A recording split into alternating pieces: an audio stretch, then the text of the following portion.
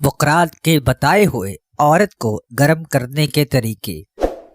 سانولی عورت کا انگوٹھا چوسو، گرم ہو جائے گی۔ گوری عورت کی گردن چومو، گرم ہو جائے گی۔ کالی عورت کے کان چوسو، گرم ہو جائے گی۔ دبلی عورت کی کمر کو چومو، گرم ہو جائے گی۔ موٹی عورت کے ہونٹوں کو چومو، عورت حد سے زیادہ شہوت بری ہو جائے گی۔ جس عورت کو شہوت جلدی نہ آتی ہو، اس کی شرمگاہ کو چومو، جلدی تیار ہو جائے گی۔ چھوٹی قد والی عورتوں کو شہوت زیادہ آتی ہے، ایسی عورتوں کو صرف غور سے دکھنے سے ہی ان پر شہوت طاری ہو جاتی ہے۔ جس عورت کے ہونٹ سانولے ہوں، اس کی آنکھوں کو چوما جائے تو شہوت آ جاتی ہے۔ جو عورت زیادہ گھر کے کام کرتی ہو، ایسی عورت کو شہوت کم آتی ہے۔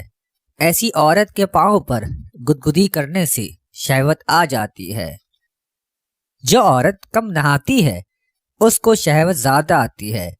ایسی عورت کی کلائی زور سے پکڑ لو، وہ تیار ہو جائے گی۔ لمبے بالوں والی عورت کے بالوں کو باندھ کر گلے لگا لو، وہ معاشرت کے لیے تیار ہو جائے گی۔ جو عورت کھڑے ہو کر زیادہ کام کرنے کی عادی ہو، اس کو پیچھے سے کھڑے ہو کر گلے لگا لو، وہ تیار ہو جائے گی۔ جو عورت پیٹ بھر کر کھانے کی عادی ہو، اس کے پیٹ پر ہاتھ پھیرنے سے اس میں شہوت آ جاتی ہے۔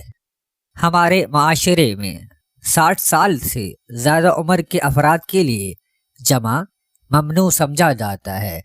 ایسے افراد میں چند جسمانی تبدیلیوں کو چھوڑ کر باقی سارے جذبے اور جوش جوانی والے ہوتے ہیں۔ جوانی میں انسان 2 سے 3 سیکنڈ میں تیار ہو جاتا ہے، جبکہ 50 سال کی عمر میں تناؤ کے لیے دگنا اور 70 سال کی عمر میں تناؤ کے لیے 3 گنا وقت درکار ہے۔